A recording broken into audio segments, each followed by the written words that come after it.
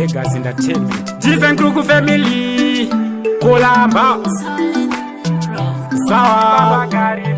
Papa wandi papa Cheuka iwewe cheuka Kwa wakava usafuratira Yeuka ndati yeuka Hama dzako usazidadira Mukuru kusunda rwendo Anenge ane rwake Vakakuendesa kuchikorogogo Vaida ugarike Mukuru kusunda rwendo Anenge ane rwake Vakakurera mama Vaida zvibhadhare Nasi ndiwe wavambinga mumaraini Ndiwe wakutengera paware semapaindi Nasi wakublinga Wakuti hama idzi dzinokushina Upenyu wako waitarima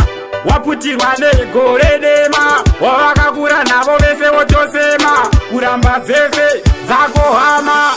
Mukuru kusunda rwendo Anenge ane rwake Vakakuendesa kuchikorogogo Vaida ugarike Mukuru kusunda rwendo Anenge ane rwake Vakakurera mama Vaida zvibhadhare Shuwa vaitengesa mbudzi Vachiti ticha ugova mudzidzisi Vaisada kuona uchichema Vaide ugare uchifara Nasi vava varoi Zvaunotaura wakazvona pai Shuwa wepfeka eproni Zvakaoma asiri mafani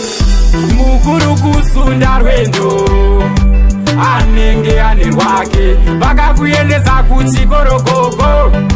Vaida ugarike Mukuru kusunda rwendo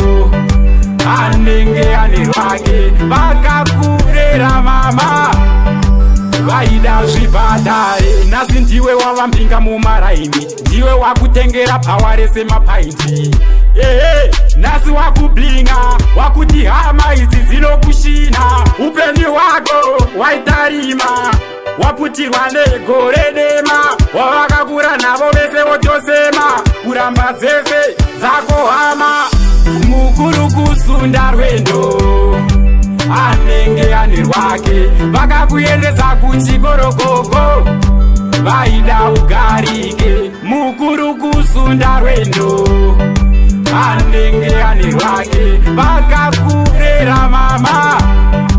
Vaida zvibhadhare Mukuru kusunda rwendo Anenge ane rwake Vakakuendesa kuchikorogogo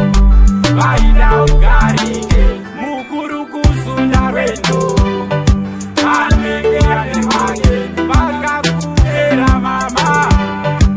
Vaida zvibhadhare